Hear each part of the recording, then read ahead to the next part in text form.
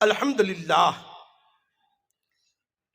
للہ رب العالمین والعاقبۃ للمتقین والصلاة والسلام علی اشرف الانبیاء والمرسلین وعلی آلہ وصحابہ اجمعین، اما بعد، اعوذ باللہ من الشیطان الرجیم، بسم اللہ الرحمن الرحیم، اقرأ باسم ربک الذی خلق۔ صدق اللہ العظیم وبلغنا رسولہ النبی الامین الکریم ونحن علی ذلک لمن الشاہدین والشاکرین والحمد للہ رب العالمین۔ قال اللہ تبارک وتعالی فی شان حبیبہ الاعلی، ان اللہ وملائکتہ یصلون علی النبی یا ایھا الذین آمنوا صلوا علیہ وسلموا تسلیما۔ اللہم صل علی سیدنا و مولانا محمد وعلی آل سیدنا و مولانا محمد وبارک وسلم، صلاۃ و سلاما علیک یا رسول اللہ وعلی آلک واصحابک یا حبیب اللہ۔ بکار خیش حیرانم مغثنی یا رسول اللہ، پریشانم پریشانم مغثنی یا رسول اللہ۔ شہاب کس نوازی کن، طبیبہ چارہ سازی کن، مریض درد عصیانم مغثنی یا رسول اللہ صلی اللہ تعالی علیہ وسلم۔ غوث اعظم بمن بے سر و سامہ مدد، قبلہ الدین مدد، کعبہ ایماں مدد، انتظار کرم تست من عینی را، اے خدا جو و خدا بین و خدا دامدد، اور قادریم نعرے یا غوث اعظم می زنم، قادریم نعرے یا غوث اعظم می زنم، دمز شیخ احمد رضا خان قطب عالم می زنم۔ منبر نور پر جلوہ افروز عمائدین ملت، میرے دینی اور اسلامی بھائیوں، عزیز بچوں، السلام علیکم ورحمۃ اللہ وبرکاتہ۔ رات چھوٹی ہے، بات لمبی۔ تمہید میں اگر وقت صرف کیا جائے تو اپنے ما فی الضمیر کو کما حقہ ادا نہ کر پائیں، اس لیے تمہید کی بجائے میں اصل گفتگو پہ آؤں کہ آج ہم اور آپ دارالعلوم امجدیہ الجامعۃ الرضویہ ناگپور کے سالانہ جلسے دستار میں حاضر ہیں۔ مجھے بڑی خوشی ہوئی کہ بہت سارے علمی مدارس میں اتنے طلبہ نہیں ہوتے جتنے یہاں فارغ ہو رہے ہیں، اور سب سے عظیم بات یہ ہے کہ یہ دارالعلوم، یہ مدرسہ مسلک اعلیٰ حضرت کا ترجمان بھی ہے، مسلک اعلیٰ حضرت کا پاسبان بھی ہے۔ جب لفظ مدرسہ آتا ہے تو آج میں اپنی گفتگو اسی کے ارد گرد رکھوں گا کہ یہ مدرسہ ہے، تیرا میکدہ نہیں ساقی۔ یہ مدرسہ ہے، تیرا میکدہ نہیں ساقی، یہاں کی خاک سے انسان اٹھائے جاتے ہیں۔ سبحان اللہ، سبحان اللہ۔ جب لفظ مدرسہ آتا ہے ہمارے ہندوستان کے بلکہ ہماری قوم کے بہت سارے افراد کی بھویں تن جاتی ہیں، تیوری پہ بل آتے ہیں۔ یہ مدرسہ، یہ خانقاہ، یہ وہی داڑھی ٹوپی والے، یہ کرتے پاجامے والے، بغل میں بہت زیادہ لیں گے مسلح، لیں گے ہاتھ میں لوٹا، چٹائیاں سیدھی کریں گے، یہ تو قوم پر بوجھ ہے۔ لیکن آج یہ فقیر عزیزی حضور تاج الاولیاء کی بارگاہ کے حوالے سے عرض کرے گا، یہ مدرسے، یہ دارالعلوم، یہ علمی ادارے آج بھی میرے آقا کا روشن معجزہ ہے۔ سبحان اللہ، سبحان اللہ۔ میں پہلے تھوڑی سی مدرسے کی تفصیل بیان کر دوں۔ مدرسہ بڑی بڑی عمارتوں کا نام نہیں، مدرسہ بلڈنگوں کا نام نہیں، دانشور گاہوں کا نام نہیں. ارے میاں رند جہاں بیٹھ کے پی لے وہی میں خانہ بنا. واہ واہ سبحان اللہ. ہم نے اسلام کی تاریخ میں مدرسوں کا نظام اگر دیکھا تو مکے کی دھرتی پر سب سے پہلا وہ دن جب اللہ نے قرآن نازل کیا. ذرا اللہ کی مشیت کو دیکھو. قرآن کے 30 پارے، 114 صورتیں، ایک سے ایک عظیم صورتیں، طویل سے طویل صورتیں. پہلے پارے سے 30ویں پارے تک کوئی قرآن کی زینت، کوئی سورہ قرآن کا دل، کوئی سورہ گنہگاروں کے سروں پہ سایہ کنہ، کوئی آیت الکرسی. سب کا مقام اپنی اپنی جگہ. لیکن کتنی عجیب بات ہے، سورہ فاتحہ جیسی عظیم سورہ سے قرآن شروع ہو، لیکن جب نزول قرآن کی باری آئے تو 30ویں پارے کی سورہ اقرا کی شروع کی 5 آیتیں اللہ نے نازل کی. سبحان اللہ. سب سے پہلے سورہ اقرا کی آیتوں کا نزول، جس کا معنی اور مفہوم یہ ہے پڑھو اپنے رب کے نام سے. نماز ضروری، روزہ ضروری، حج ضروری، فرائض واجبات کی اہمیت مسلم. لیکن اللہ نے سب سے پہلا حکم نازل کیا، پڑھو. درس اور تدریس، تعلیم و تعلم، پڑھو. اپنے محبوب کو بے شمار شانیں دے کر بھیجا، اسی کے ساتھ ساتھ انہیں معلم کائنات بنا کے بھیجا. سبحان اللہ. سبحان اور آقا کریم نے اس آیت کریمہ پر ایسا عمل کیا کہ جیسے ہی غار حرا کی تنہائیوں سے اپنے کاشان اقدس پہنچے، پڑھانا شروع کر دیا. نماز بعد میں پڑھائی گئی، روزے حج زکوٰۃ بعد میں سکھائے گئے. اللہ کے نبی نے دین پہلے سکھایا، قرآن پہلے سکھایا. یہاں تک کہ سیدنا خدیجۃ الکبریٰ کو قرآن سکھایا. یہ تعلیم و تعلم ہی تو تھا. سیدنا صدیق اکبر کو قرآن سنایا، تعلیم و تعلم ہی. مولا کائنات مشکل کشا شیر خدا کو اسلام کی دعوت دی، یہ تعلیم و تعلم ہی. اب پھر اس کے بعد اللہ کے نبی نے جب دین کو سکھانا شروع کیا تو سن لو، حالات کا تقاضا اپنی جگہ، ماحول کی بیگانگی اپنی جگہ، لیکن میرے آقا نے مکے کی 13 سالہ زندگی میں مسجد ایک بھی نہ قائم کی، مدرسہ پہلے ہی دن قائم کر لیا. دار ارقم ابن ابی ارقم میں اللہ کے نبی نے جب دین سکھانا شروع کیا ہے تو یہ مدرسہ پہلے بنا. کیوں؟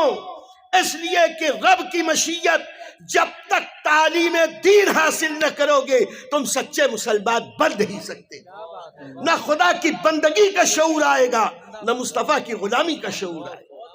تعلیم ضروری ہے. تو میرے آقا نے 13 سال تک دار ارقم ابن ابی ارقم میں مدرسہ تو قائم کیا، مسجد نہ بنائی، اس لیے کہ آقا جانتے تھے مدرسہ آباد رہے گا تو مسجدیں آباد ہوں، مدرسہ آباد ہوگا تو مسجدیں بنیں گی بھی، آباد رہیں گی.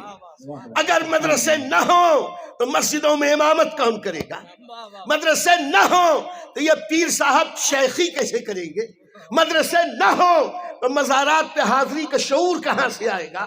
مدرسے نہ ہوں حجاج کرام حج کیسے کریں گے؟ مدرسے نہ ہوں تو زکوٰۃ کی ادائیگی کیسے ہوگی؟ تجار تجارت کیسے کریں گے؟ اور اصلاح معاشرہ کرنے والے علماء ربانیین مصلحین جب تک دین نہ پڑھیں گے اس وقت تک اصلاح معاشرہ کیسے کریں گے؟ سبحان اللہ. نعرہ تکبیر، نعرہ رسالت. ایک مسجد اور مسجد کا امام اپنے مصلیوں کی حفاظت کرتا ہے اور ایک مدرسہ پورے علاقے کی حفاظت دین کرتا ہے. واہ واہ واہ سبحان اللہ. کتنی مبارک ساعت تھی جب میرے مرشد اجازت حضور اشرف الفقہا کے دل میں داعیہ پیدا ہوا کہ تاج الاولیاء کی بستی میں، تاج نگری میں مسلک اعلیٰ حضرت کا قلعہ بنانا ہے. اشارہ تو سرکار مفتی اعظم ہند نے بریلی سے دے دیا تھا کہ جب ناگپور سے طلبی ہوئی کہ کسی شیخ الحدیث کو بھیجا جائے تو اس سبزہ آغاز نوجوان کو بریلی سے بھیجا گیا. میاں مجیب اشرف کو نہ دیکھو، بھیجنے والے تاجدار اہل سنت کو دیکھو، ان کی روحانیت کو دیکھو. اور جس در سے بھیجا ہے وہ در امام احمد رضا کا مقدس در تھا. وہاں سے مسلک اعلیٰ حضرت کے جام پی کر یہاں کے لوگوں کو مستانہ مسلک اعلیٰ حضرت کی تعلیم دینے کے لیے جب حضور اشرف الفقہا آئے اور ان کو ایسے ایسے لوگ ملے، خدا کی قسم اس وقت سے لے کے آج تک حضور اشرف الفقہا کبھی تنہا نہ رہے. جہاں چلے اللہ نے اپنی عنایتوں کا ایسا بازار کھول دیا کہ قدم قدم پر حضور اشرف العلماء یہاں پر جو بھی کرتے رہے. دارالعلوم امجدیہ بنا، یہی تاج الاولیاء ہے، انہی کے عرس پر سب سے پہلا چندہ ہوا تھا. اور جب چندہ ہوا اور جب بلڈنگ بنی، بنیاد کے لیے حضور سرکار مفتی اعظم ہند تشریف لائے. اپنی جیب خاص سے تاجدار اہل سنت نے چندہ دیا. حضور برہان ملت نے اپنی جیب خاص سے چندہ دیا. یہ امجدیہ یہ نہ سمجھو کہ یہ پھونکوں سے یہ چراغ کو بجھا دو گے. یہ اولیاء اللہ کی عنایتوں کا مرکز ہے. سبحان اللہ. آج اولیاء کی کرامت ہے. سرکار اعلیٰ حضرت مفتی اعظم ہند کی اعانت ہے. سرکار برہان ملت کی حمایت ہے. ان اولیاء اللہ کی حمایت سے جب چندے کی ضرورت شروع ہوئی تو دنیا نے ایک عجیب منظر دیکھا. ایک مستلس، ایک قلندر صفت حضرت منصور بابا مجذوب جو بظاہر ہوش و خرد سے بیگانہ 2 روپے کی نوٹ لے کے آیا اور سب کو دکھا دکھا کے اس مدرسے کو چندہ دیا اور دنیا کو بتا دیا جذب الہی اپنی جگہ، مدرسے کی اہمیت اپنی جگہ. نعرہ تکبیر، نعرہ رسالت، نعرہ رسالت، فیضان اولیاء کرام، فیضان مفتی اعظم ہند. تاج الاولیاء بھی سن رہے ہیں، منصور بابا بھی سن رہے ہیں. اللہ یہ سامنے ہی ہے. سبحان اللہ. سرکار مفتی اعظم ہند کو جب خبر لگی تو منصور بابا نے بھی چندہ دیا تو فرمایا اچھا ان کا بھی چندہ آ گیا. تو میں آج اس مدرسے کو ان اولیاء اللہ نے جمایا ہے، سجایا ہے، نکھارا ہے، اسے پھر میں کہہ دوں اشاروں میں پھونکوں سے یہ چراغ بجھایا نہ جائے. اب ایک دارالعلوم بنا، اس ایک دارالعلوم سے اس زمانے سے لے کے آج تک آپ غور کریں، کبھی مدرسے جایا بھی کریں، فہرست اٹھایا بھی کریں تو دیکھیں گے کہ نہ صرف ناگپور بلکہ ادھر آندھرا، کرناٹک، گجرات، مہاراشٹر، دور دراز کے خطوں سے، یوپی بہار والوں کا تو ذکر ہی کیا. الحمدللہ یہ تو خوش نصیبی دکھا کے لائے ہیں دینی مدارس سے. ان سارے علاقوں میں آج مسلک اعلیٰ حضرت کے جو فیضان چل رہا ہے، واللہ العظیم اس میں بہت بڑا حصہ الجامعۃ الرضویہ دارالعلوم امجدیہ کا ہے. سبحان اللہ، سبحان اللہ. ہم دور دراز خطوں میں، دیہاتوں میں بھی جاتے ہیں تو کہنا پڑتا ہے ہم ہوئے، تم ہوئے، کبیر ہوئے، سب اسی ظلم کے اسیر. مدرسے کے نام پر چلنے والوں، مدرسے کی بنیاد کہاں سے چلی؟ دار ارقم ابن ابی ارقم سے. اور پھر جب میرے آقا نے ہجرت فرمائی، اب حالات اور تھے. مسجد بنانی تھی، مسجد بنائی، مسجد نبوی کی بنیاد رکھی. آقا کریم نے بتا دیا خوشا مسجد و مدرسہ خانقاہ. خوشا مسجد بھی ہمارے لیے ضروری، مدرسہ بھی ضروری، خانقاہ بھی ضروری. کہ در نبوت کی لقال محمد، آقا کریم نے جیسے ہی مسجد کی تعمیر کی، مسجد کی دیوار سے لگ کر ایک عریش چھپر، ایک چبوترا بنایا اور اس کا نام رکھا گیا اصحاب صفہ کا چبوترا. یہ اصحاب صفہ کا چبوترا کیا تھا؟ میرے دوستو یاد رکھو، آقا کریم کی اس حکمت بالغہ کے قربان آقا کریم نے مسجد کے لگ کر مدرسہ بنایا تاکہ کل کوئی دریدہ دہن یہ نہ کہے ارے ہم نے اتنی شاندار مسجد بنائی ہے مدرسے میں کیوں خرچ کرتے ہو. میرے آقا نے بتا دیا مسجد کی عظمت اپنی جگہ مدرسے کی اہمیت اپنی جگہ. مدرسہ بنایا اور اس میں جب طلبہ آئے تو دنیا نے کبھی الگ منظر دیکھا. وہ منظر یہ دیکھا کہ اس مدرسے میں صرف چھوٹے چھوٹے نونہال نہیں تھے. 20 سال 30 سال 40 سال 50 سال 60 سال 70 سال کے طلبہ بھی اس مدرسے میں داخل تھے. دنیا میں ایسی کوئی تعلیم ہم نے نہ دیکھی جس میں بچوں سے لے کے بوڑھوں تک ایک ہی صف میں کھڑے ہو گئے محمود و ایاز. نہ کوئی بندہ رہا اور نہ کوئی بندہ نواز. سب پڑھ رہے ہیں اور بڑھ رہے ہیں. یہاں تک بڑھے کہ بڑے بڑے غوث قطب اولیاء یہ ان اصحاب صفہ کے قدموں کی خاک کے برابر بھی نہیں. اور یہ اصحاب صفہ پڑھتے رہے لیکن انہی سب کو کہا گیا کہ یہ مہمانان رسول ہیں. مہمانان رسول کا خطاب وہیں سے چلا اور آقا علیہ السلام نے ان کو پالا. ویسے تو میرے آقا سبھی کو پالتے ہیں. میرے دادا مرشد سرکار مفتی اعظم نے یوں ہی نہیں کہا تھا کہ کھاتے ہیں تیرے در کا پیتے ہیں تیرے در کا پانی ہے تیرا پانی دانا ہے تیرا دانا ہے تو سب کچھ بھی کا ہے. لیکن طور سے اصحاب صفہ یہ مہمانان رسول ان سب کی کفالت آقا کریم فرماتے تھے. اور اس کے لیے میرے آقا فرماتے تھے کہ تم میں جس کے گھر میں 2 آدمی کا کھانا ہو 2 افراد ہو ایک یہاں سے لے جاؤ 3 ہو تو ایک چوتھا یہاں سے لے جاؤ جس کے اور حیثیت ہو تو لے جاؤ. اب سارے صحابہ جو اصحاب صفہ کے تھے یہ صرف دین پڑھتے تھے صرف پڑھتے لکھتے تھے. دن رات پیٹ پر بیٹھ کر آقا کریم کی بارگاہ سے دین سیکھتے تھے. اور ان کی کفالت کے لیے نبی کریم کے صحابہ انہیں اپنے گھر لے جاتے تھے. کوئی 2 کوئی 3 کوئی 4 کوئی 5. حضرت سعد بن عبادہ جیسے وہ بزرگ کہ کبھی 80 افراد کا کھانا حضرت سعد بن عبادہ اپنی طرف سے کرتے تھے. حضرت سعد بن معاذ رضی اللہ تعالیٰ قبیلہ بنی عبداللہ شہر کے سردار آئے ایک بار یا رسول اللہ صلی اللہ علیہ وسلم یہ سب اصحاب صفہ کے ہمارے ساتھ یہ غریب ہیں بھوکے ہیں مل گیا کھا لیا نہیں ملا نہیں کھایا.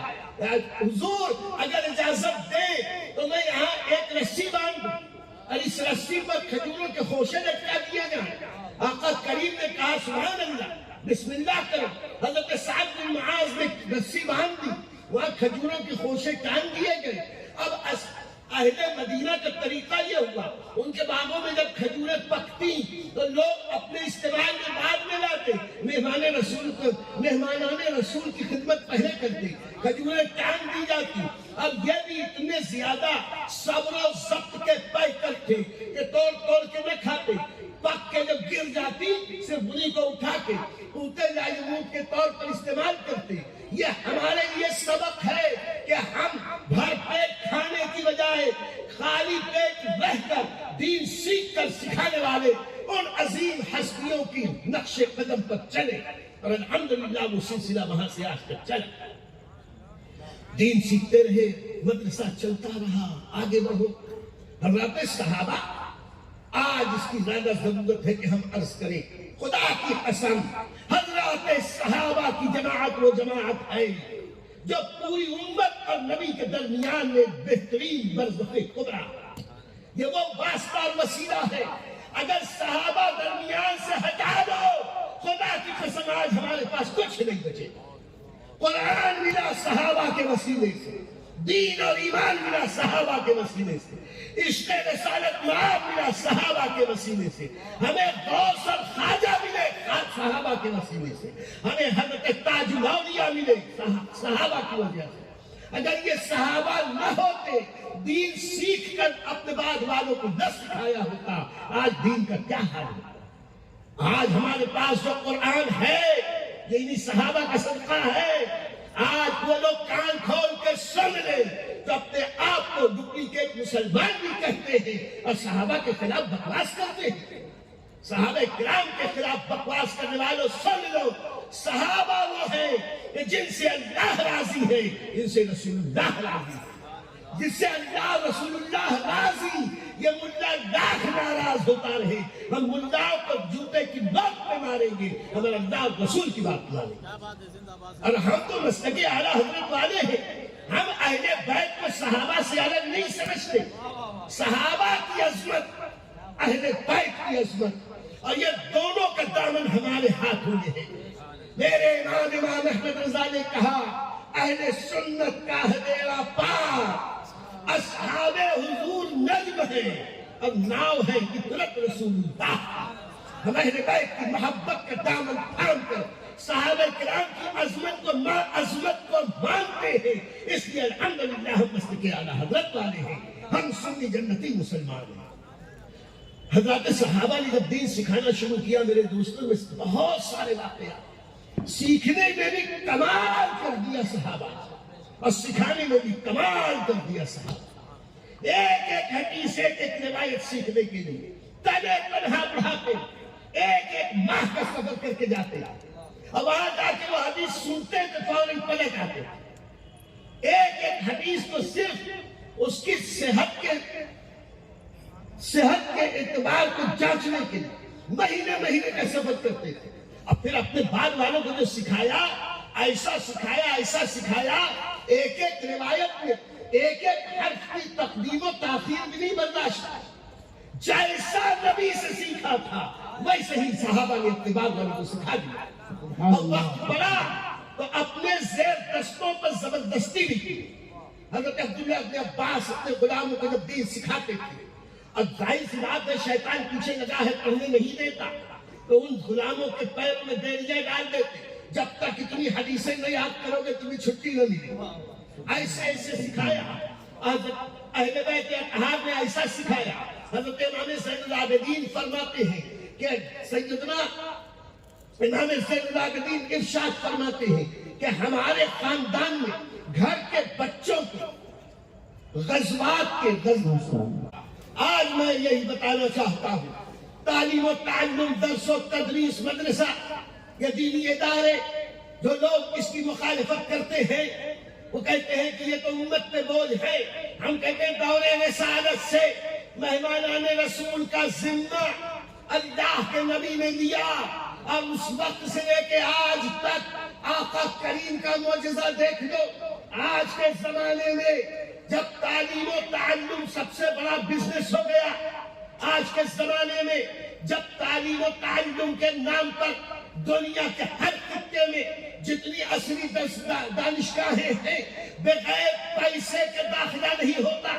حال یہ ہے کہ KG میں داخلہ دلاؤ، اسکول کے پہلے دوسرے درجے میں داخلہ دلاؤ، اسکول کی تبدیلی کرو، یہاں سے جو ڈونیشن فیس.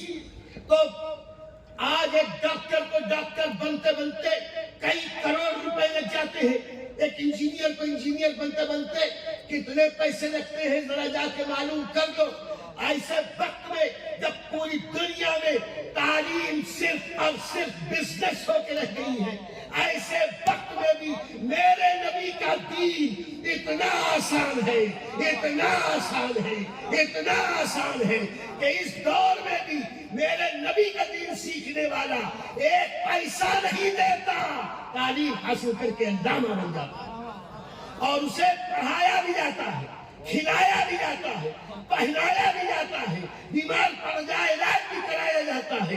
نیا بھی دستار بندھے گی، اس کی دستار بھی باندھی جائے گی، اور پھر آگے حضرت سے کہیں گے حضرت کوئی جگہ دلا دو، تو جگہ بھی حضرت ہی دلائیں گے. وہاں کوئی مشکل پیش آئے گی، اس کے لیے بھی یہی دارالعلوم المدارس ہے، یہی ان کے مسائل کو حل بھی کریں گے.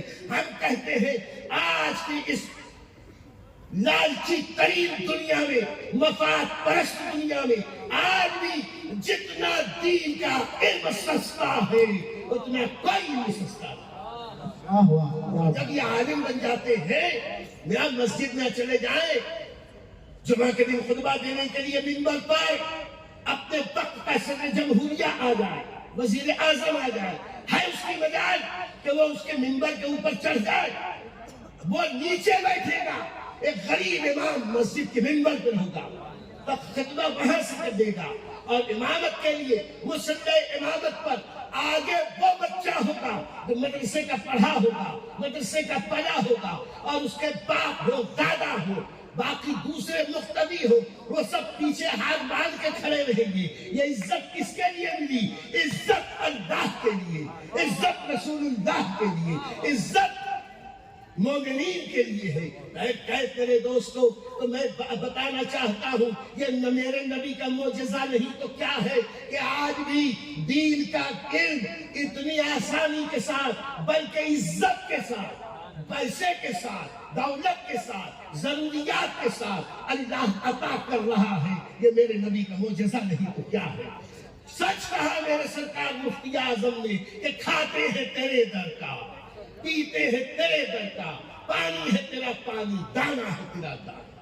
مدرسہ جب آگے بڑھا، یہ صحابہ نے جب پڑھایا تو میاں ان لوگوں نے بلڈنگیں نہیں دیکھی، بلڈنگوں کا ڈیمانڈ نہیں کیا، کیسے پڑھایا میں آپ کے سامنے عرض کروں۔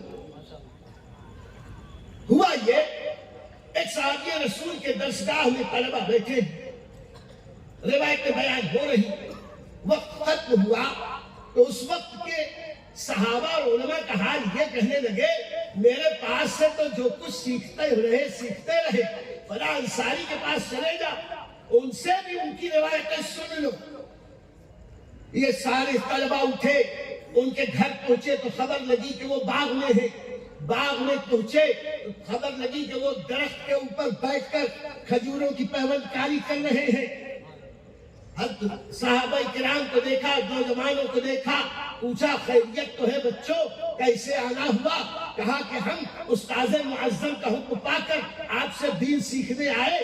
تو انہوں نے دیر نہ کی، فوراً درخت سے نیچے اترے، ہاتھ دھویا، کیاری میں ہاتھ دھو کر فوراً وہی مڈیر پہ بیٹھ گئے، آؤ میرے آقا کی حدیث سن لو، آؤ اللہ کا کلام سن لو۔ یعنی یہ دین وہ ہے جو دیواروں کا محتاج نہیں ہے، یہ بلڈنگوں کا محتاج نہیں ہے، ارے یہاں بیٹھ کے پی لے، وہیں میں کھانا۔ مدرسہ وہاں سے آگے بڑھا، اور آج یہ جاہل پیر، یہ مکار صوفی اپنے آپ کو تصوف کے نام پہ کہتے ہیں ہم صوفی۔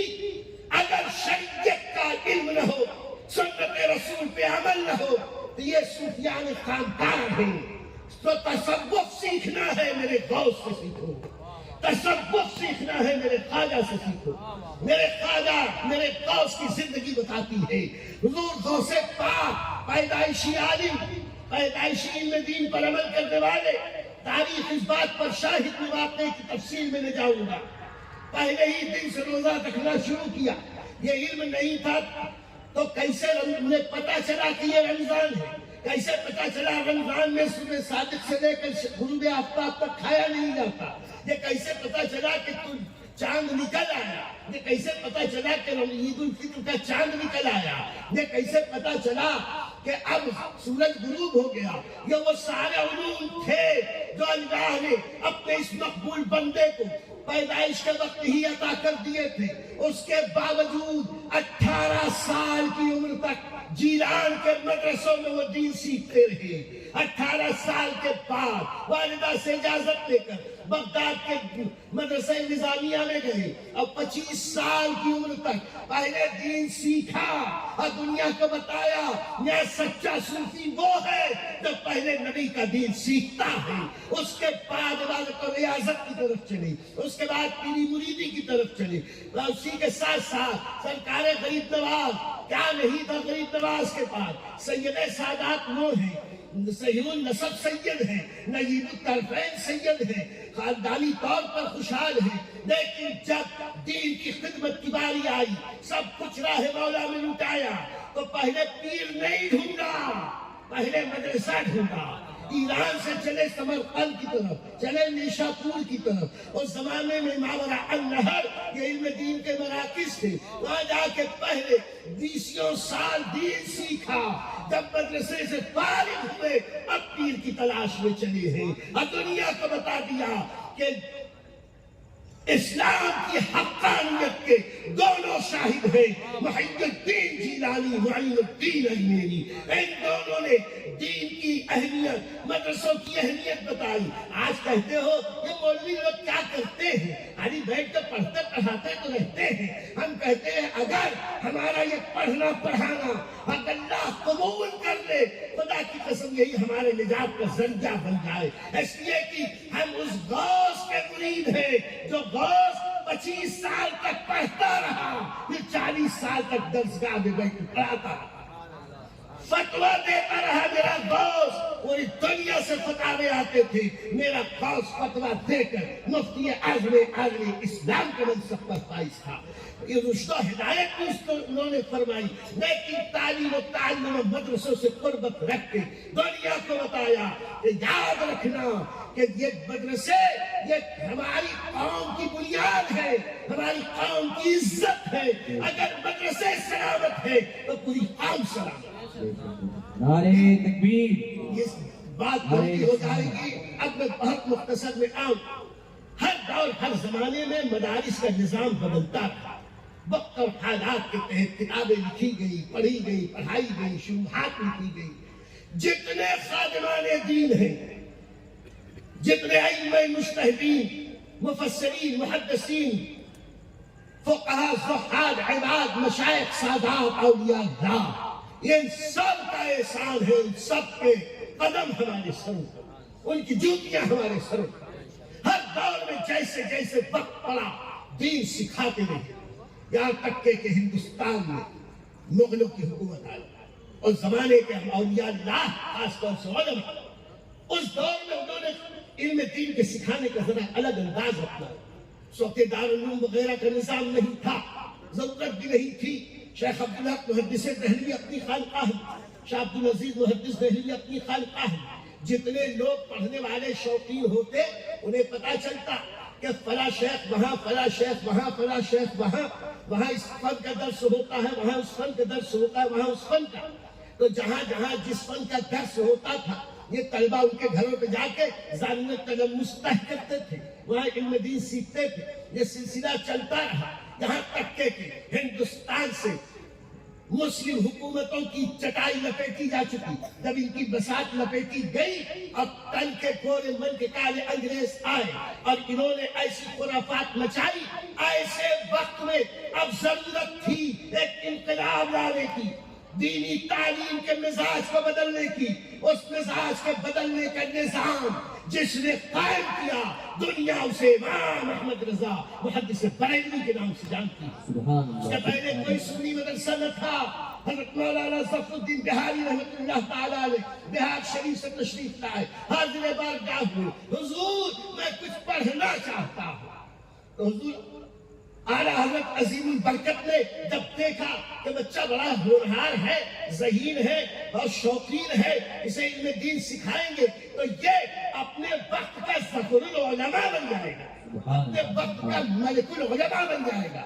اس لیے اعلیٰ حضرت نے کہا ٹھیک ہے، ہم تمہارے لیے مدرسہ قائم کریں۔ ایک طالب علم کے لیے دارالعلوم منظر اسلام کی بنیاد رکھی، ان کا کھانا کپڑا حضور اعلیٰ حضرت اپنے جیب خاص سے عطا فرماتے رہے۔ چلتا رہا سلسلہ، پہلے 1 پھر 2 پھر 3 پھر 4، اب سلسلہ بڑھا تو اعلیٰ حضرت ہی کے زمانے میں منظر اسلام میں بہت سارے طلبہ۔ لیکن آج میں ناگپور کے خوشحال لوگوں کے سامنے بیان کر رہا ہوں، سن لو، یہ جو مدارس ہیں ان دارالعلوم کے طلبہ کو بوجھ مت سمجھنا۔ یہ دارالعلوم کے طلبہ انہیں تم قوم پر بوجھ نہ سمجھنا، ان کی خدمت اپنے بچوں کی طرح کرنا۔ جس دن تم اپنے بچوں کی طرح خدمت کرنے لگ جاؤ گے اسی دن تم مسلک اعلیٰ حضرت کی عظمت کو سمجھ جاؤ گے۔ علی نعرہ لگا کے مسلک اعلیٰ حضرت زندہ باد نام نہ چلے گا، اعلیٰ حضرت کے نقش قدم پہ چلنا پڑے گا۔ اعلیٰ حضرت کیسے اپنے مدرسے کے طلبہ کے ساتھ کیا سلوک کرتے تھے. یہی ملک العلماء ہے. فرماتے ہیں کہ حضور اعلیٰ حضرت کے دور میں حضور تاج الشریعہ کے والد ماجد ابراہیم رضا خان صاحب کی رسم ختنہ کا وقت آیا. اعلیٰ حضرت عظیم البرکت نے خاندان کے طریقے کے مطابق اس کی ایک بزم سجائی, اس کا اہتمام ہوا, اس کے لیے لوگوں کے لیے نئے کپڑے, سامان, دعوتیں, جو کچھ تھا سب اہتمام کیا گیا. اعلیٰ حضرت عظیم البرکت نے مدرسے کے بچوں کو طلب کیا. سب بچے آئے تو کہا کہ ابراہیم میاں کی خوشی کے موقع پر اپنے خاندان کے لوگوں کو, رشتہ داروں کو ہم نے دعوت دی, تو یہ کیسے ہو سکتا ہے کہ میرے مدرسے کے بچے نہ کھائیں. ان کی آپ لوگوں کی بھی دعوت میں حضور اعلیٰ حضرت نے پہلے درزی کو بلوایا, کہا ان سب کا ناپ لیا گیا. جیسے اپنے خاندان کے بچوں کے کپڑے سلوائے تھے ویسے ہی مدرسے کے ہر بچے کو پاجامہ, کرتا, صدری, اوپر سے ٹوپی, سب کے بیش قیمت کپڑے سلوائے. کیوں؟ میرے گھر میں خوشی ہے تو میرے نبی کے مہمانوں کو بھی اللہ تعالیٰ شاد رہا تھا. پھر اس کے بعد دعوت ایسے نہیں دی کہ مینو ہمارا ہو اور خاندان والوں کے لیے مینو ہماری مرضی کا, اور دین کے طلبہ کے لیے ان سے پوچھا کہ تمہارے لیے مینو کیا بنایا جائے, کیا کھاؤ گے. تو جو سرحد کی طرف کے طلبہ تھے انہوں نے کہا تھا ہم بھیڑ کا چرب بھنا ہوا گوشت پر روٹی کھائیں گے. اعلیٰ حضرت نے کہا ان کے لیے وہ انتظام کیا جائے. بنگالیوں نے کہا ہمیں بھات اور مچھلی چاہیے, تو ان کے لیے مچھلی اور بھات کا انتظام کیا گیا. اور یوپی بہار والے یہ تو ہے ہی بہت عقل مند, ان لوگوں نے کہا حضور ہم بریانی کھائیں گے, ہم متنجن کھائیں گے, ہم تو یہ کھائیں گے وہ کھائیں. ایک لمبی فہرست اعلیٰ حضرت کی پیشانی پہ بننا آیا. سب کے لیے جس بچے نے جو فرمائش کی وہ سب کھلایا. آج مولوی جب کھاتا ہے, مدرسے کے بچے کھاتے ہیں تو بولتے ہو اے مدرسے کے بچے بوجھ ہیں, یہ دال روٹی کھا کے کیا کریں گے, اور دال کھلاتے ہو تو کیا احسان کرتے ہو, کیا اپنے جیب کا دیتے ہو. ارے وہی روزی دیتے ہو جو خدا دیتا ہے, خدا کی دی ہوئی روزی دیتے ہو, احسان کرتے ہو. اور کھلاتے کیا ہو, دال روٹی. دال اتنی پتلی اتنی پتلی اتنی پتلی, چاہے اس سے وضو کر لو چاہے اس سے غسل کر لو, اور پھر اس کے بعد کہتے ہو مولوی کچھ کرتا نہیں. ابے تمہارے بچے جو جدید تعلیم اداروں میں تعلیم حاصل کر رہے ہیں, فیصد نکال دو. آج عزیزی چیلنج کرتا ہے, فیصد نکالو. تمہارے ہائی اسکولوں, جونیئر کالجوں اور بڑی بڑی دانشگاہوں میں جو مسلم بچے پڑھ رہے ہیں کتنے فیصد کامیاب ہیں وہ ایک طرف رکھو, اور دینی اداروں کے بچے کتنے فیصد کامیاب ہیں اس کو دیکھو. الحمدللہ دینی اداروں کے بچے, کوئی مودی سے یہ کہنے نہیں جاتا کہ ہم بے روزگار, الحمدللہ سب روزگار سے. اور روزگار بھی ایسا, ایک بات سمجھ, ایک ہوتی ہے برکت اور ایک ہوتی ہے ہرس اور لالچ. اللہ برکت دے تو 10 روپیے میں اتنی برکت ہو کہ تم ہماری ساری ضرورت پوری ہو جائے, اور ہرس میں تو قانون کا خزانہ بھی کم بڑھ جاتا. جب بڑے بڑے سیٹھیا لوگوں کو دیکھو, یہ کپڑے بھی پہنے گئے تو وہ ململ کے کاٹن کے ایسے کہ جیسے لگے بھکاری آ رہا. اور یہ مولویوں کو دیکھ لو, ان کے سروں پہ ٹوپیاں 500 کی, دیکھ لو ان کی صدریاں 3-3, 4-4 ہزار. حضرت کی جبہ دیکھو, حضرت کے جبہ دیکھو, اور ان کی تنخواہ پوچھ لو. میاں یہ کوئی بھیک مانگنے تو نہیں جاتے, سب کا رزق اللہ دیتا, اللہ سب کا رزق دیتا ہے. انہوں نے, اللہ نے ان کی روزیوں میں اتنی برکت دی کہ یہ جس محفل میں جاتے ہیں گھی کی طرح اوپر تیرتے نظر آتے ہیں. اور یہ جو سیٹھیاں ہیں یہ جہاں جاتے ہیں کہ من کر کے نیچے پڑے رہتے ہیں. یہ خدا کی دین ہے جس کو دیتا ہے. علم دین کی عظمت سمجھو. اعلیٰ حضرت عظیم البرکت نے جب ان کو کھلایا پلایا پہنایا اڑایا اور اس کے بعد دین سکھایا, دین کا خادم بنایا, تو واہ میرا امام, میرے امام کا ایک ایک شاگرد لاکھوں کو اوپر بھاری تھا. حضور حجت الاسلام سرکار مفتی اعظم کیا کہنے, حامد منی انا من حامد, حمد سے حمد تناتے یہ ہے، میرے ظفر کو اپنی ظفر دے، اس سے شکستیں کھاتے یہ ہے، میرا امجد مجد کا پکا، اس سے بہت کچھ یاتے یہ ہے، آل الرحمہ برہان الحق، شرط پہ برق گراتے یہ ہے، اپنے علیم کے علم کا عالم جہل سے بہل بھگاتے یہ ہے، ایک ایک واضح عبدالحق پر کیسے نقلے کھلاتے یہ ہے، یا احمد رضا تو احمد رضا کا ایک ایک شاگرد پوری تحریکوں پہ بھاری تھا، ایک شاگرد ہے جن کا نام ہے شاہ عبدالعلیم میرٹھی، اکیلا عبدالعلیم میرٹھی اکیلے تبلیغ کے لیے نکلتا تھا، دنیا کے طول و عرض میں جاتا تھا، اپنا جیب کا پیسہ لگا کے جاتا تھا، جاتا اکیلا تھا اور ہزاروں کو مسلمان بنا کے وہ واپس آتا تھا، 50,000 لوگوں کو تنہا امام احمد رضا کے ایک غلام نے مسلمان بنایا، اور وہ بھی جو پٹیوں میں جاہلوں کو نہیں، بڑے بڑے دانش کدوں میں جا کر وہاں اسلام کی تبلیغ کرتا تھا۔ میرے سرکار مفتی اعظم نے اپنی نگاہ ولایت سے کروڑوں کی دنیا بدل ڈالی۔ حضور صدر شریعت کی شان دیکھو، ایک صدر شریعت جو حافظ ملت کے علمی نائب تھے، اکیلے صدر شریعت علیہ الرحمٰن نے ایسی علم کی بساط بچھائی کہ شفیق جون پوری کو کہنا پڑا، صدر الشریعت آپ کا مقام تو بہت بلند ہے اور اس کے نیچے اگر اتر کر دیکھو تو حال یہ ہے، اے صدر الشریعت کے چہروں پر کہا تھا کہ سلامی جا بجا ارض و سما دے، سلامی جا بجا ارض و سما دے، مہو خورشید پیشانی جھکا دے، اور تیرے خدام صدر شریعت جہاں جائیں فرشتے پر بچھا دے۔ وہ ہے صدر الشریعت حضرت مولانا امجد علی اعظم۔ آنا حضرت کے خدام کو کیا تم میرا مولوی جانتے ہو، میرا مولوی سمجھتے ہو؟ حضور صدر الشریعت نے بہار شریعت لکھی، پوری اردو دنیا میں بہار شریعت کا سنگ تو کیا پاسنگ دکھاؤ نہیں بتا سکتے، اور جتنے شان سے آن سے بان سے شوق سے محتاط مستند دین فقہ اور فقہ حنفی کو بیان کیا ہے، آج صدیاں ہونے کو آ رہی ہے، ابھی تک پوری دنیا مل کر بھی حضور صدر الشریعت کی سہتان کا بدلہ نہیں چکاتا، لیکن وہی صدر الشریعت کہتے ہیں عمر کافی ہو چکی، وقت نہیں ملا، اگر مجھے وقت ملتا تو جیسے میں نے شریعت کی بہار شریعت لکھی ویسے ہی تصوف و طریقت میں بہار طریقت بھی لکھتا۔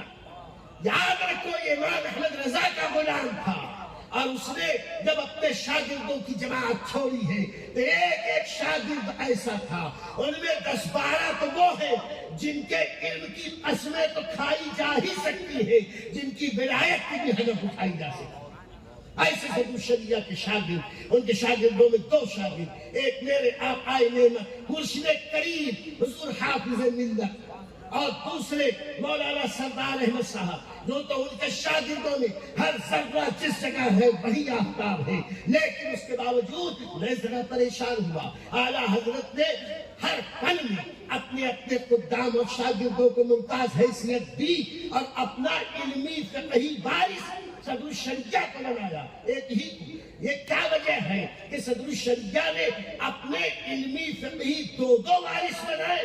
تو سمجھ میں اس وقت بات نہیں آئی، لیکن بعد میں تاریخ کے اوراق پلٹے تو میں پتا چلا کہ مومن اپنی بصیرت کی نگاہ سے دیکھتا ہے۔ صدر الشریعت جان گئے تھے کہ اعلیٰ حضرت نے قاضی القضات فی الہند مجھے بنایا، میرے نائبین میں مفتی اعظم ہند اور مفتی برہان الحق علیہ الرحمٰن کو بنایا۔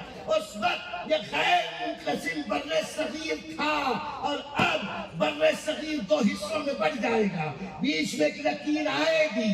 اب ضرورت ہے کہ فیضان امام احمد رضا، فیضان اعلیٰ حضرت سرحد کے اس پار بھی ہو، فیضان اعلیٰ حضرت سرحد کے اس پار بھی ہو، تو سرحد کے اس پار حضور حافظ ملت نے جو کیا ہے میرے دوستو، وقت نہیں کہ اس کی تفصیل میں جاؤں، لیکن یہ کہنا پڑے گا کہ آج اردو دنیا میں جو فیضان مسلک اعلیٰ حضرت ہے، یہ تنہا ہندوستان میں حافظ حافظ ملت کا احسان ہے اور پاکستان میں مولانا سردار احمد کا احسان ہے۔ نعرہ تکبیر، مجھے 2-3 منٹ اور دے، میں نے حضور اشرف الفقہا سے بہت باتیں امجدیہ کے بارے میں سنی۔ آج تو میں صرف مدرسہ اس کی اہمیت اور عظمت پہ بول رہا تھا۔ میں نے ایک بات پوچھا کہ حضور یہ دارالامجدیہ کے لیے آپ نے جو کچھ بھی تگ و دو کی، محنت کی، جدوجہد کی، کوشش کی، کیا نظریہ آپ کا تھا؟ فرمایا کہ نظریہ تو یہی تھا کہ مسلک اعلیٰ حضرت کا فروغ ہو، دین و سنیت کی اور اصلاح معاشرہ کی بات، ملت کی اصلاح کی جائے، اس کے لیے ٹیم تیار کرنا۔ اس کے لیے حضور اشرف الفقہا فرماتے ہیں میں نے اپنا آئیڈیل حضور حافظ ملت کو بنایا۔ حافظ ملت ایک جگہ بیٹھ گئے تھے، 40 سال تک علماء کی فوج تیار کی، اعلیٰ حضرت عظیم البرکت نے گمراہوں بدینوں کے خلاف جو کہ مشینیں بنائی تھی، ان کے چلانے والے افراد تیار کیے، علماء تیار کیے۔ اس کے بعد اپنے شاگردوں ہی کے ذریعے یہ علمی کہکشاں چمکنے لگی، یہ علمی گلستہ میں بہار آئی۔ فرماتے میں نے بھی اپنے دادا استاد حضور حافظ ملت کے اس نقطۂ نظر کو اپنایا۔ اب کچھ غالباً 18 سال بتایا تھا، 18 سال مسلسل میں نے امجدیہ کے درسگاہ میں بیٹھ کر اپنے طلبہ کو تیار کرنا شروع کیا۔ اور جب میں نے دیکھا کہ میرے طلبہ اس لائق ہو گئے ہیں کہ اب یہ امجدیہ کو سنبھالیں گے، میں نے باہر سے امپورٹ کر کے وہاں پہ اساتذہ متعین نہ کیے، بلکہ یہی امجدی حضرات ہی کو استاذ بنایا۔ اب رفتہ رفتہ آج ہم یہ بہار دیکھ رہے ہیں۔ یہ اسٹیج پر کوئی بات نہیں، یہاں آندھرا، کرناٹک، گجرات، مہاراشٹر اور اس خطے میں ویسے بھی ناگپور یہ تو وسط ہند ہے، 0 پوائنٹ آف ہندوستان۔ یہاں سے چاروں طرف جو اعلیٰ حضرت، مسلک اعلیٰ حضرت، دین و سنیت، قرآن و سنت کی جو دریائے فیض جاری ہوا ہے، انشاءاللہ قیامت تک مسلک اعلیٰ حضرت کے یہ فیضات جاری رہے گا۔ اور اسی کے ضمن میں وہ کام بھی ہوگا جسے اصلاح معاشرہ کہتے ہیں۔ یاد رکھو، آج ان بوڑھے لوگوں سے بلا کے پوچھو کہ اسی ناگپور میں پہلے کیا کیا خرافات ہوتی تھی، اور امجدیہ کے بعد اور ان ہمارے اکابرین کی خدمات دینیہ کے بعد کتنی ایسی گمراہ کن باتیں یا کتنی ایسی خراب عادتیں ملت سے غائب ہو گئی ہے۔ اس کے پہلے آج سے 40 سال، 50 سال، 60 سال پہلے کتنی خرافات ہوتی تھی، اور پھر رفتہ رفتہ حکمت کے ساتھ ان خرافات کو دور کیا۔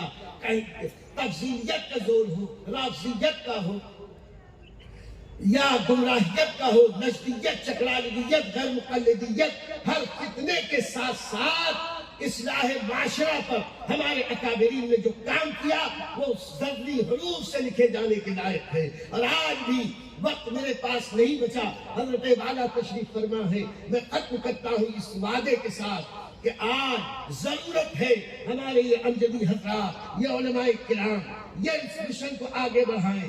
جب گنہگار کی ضرورت ہو بلائیں، ضرورت ہے اصلاح معاشرہ۔ آج منشیات، اللہ رحم کرے، نشہ، پولیس لائن کا کے لوگ بھی میرے پاس آتے رہتے ہیں، اور وہ لوگ کہنے لگے کہ بمبئی میں یہ ماہی سے لے کے دادر تک یہ چند کلومیٹر کے اندر 10,000 سے زائد مسلمان خبری، گوونٹی، چیمبور وغیرہ میں، یہاں پہ بھی ہوں گے۔ ارے پہلے یہی تاج آباد شریف میں دیکھو کیا حال تھا، آج بولنے بھی شرم آتی۔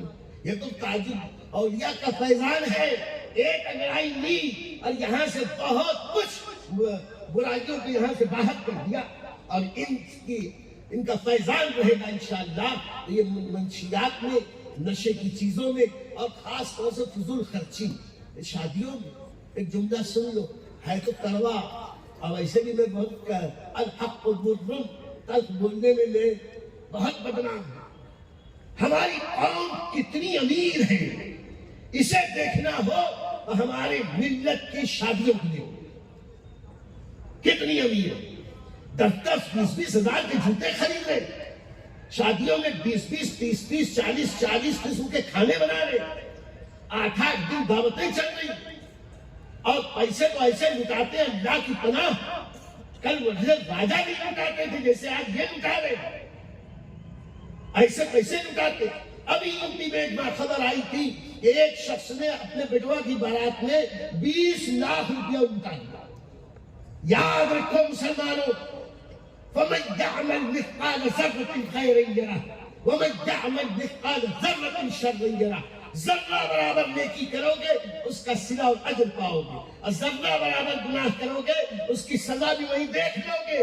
اللہ نے تمہیں دولت دی ہے، یہ دولت فضول خرچی میں خرچ کرو گے تو تمہیں ذرے ذرے کا حساب دینا پڑے گا۔ کل میدان محشر میں اللہ کے فرشتے تمہارے پیروں کے زمین میں جما دیں گے، تم ہل نہ پاؤ گے جب تک کہ خدا کو جواب نہ دے دو اللہ نے تمہیں زندگی دی تھی کیسی گزاری، دولت دی تھی کیسی گزاری، اے جوانوں تمہیں جوانی دی تھی کیسے گزاری۔ تو اس لیے اس کا اپنی اصلاح کرو، اپنے گھر سے اصلاح شروع کرو، نشے کے خلاف، فضول خرچی کے خلاف، شادی بیاہ میں جو خرافات ہوتی ہے اس کے خلاف وعدہ رہا۔ یار زندہ صحبت باقی، کبھی وقت ملا تو تفصیل سے اس پر ہم عرض کریں گے۔ وآخر دعوانا ان الحمدللہ رب العالمین۔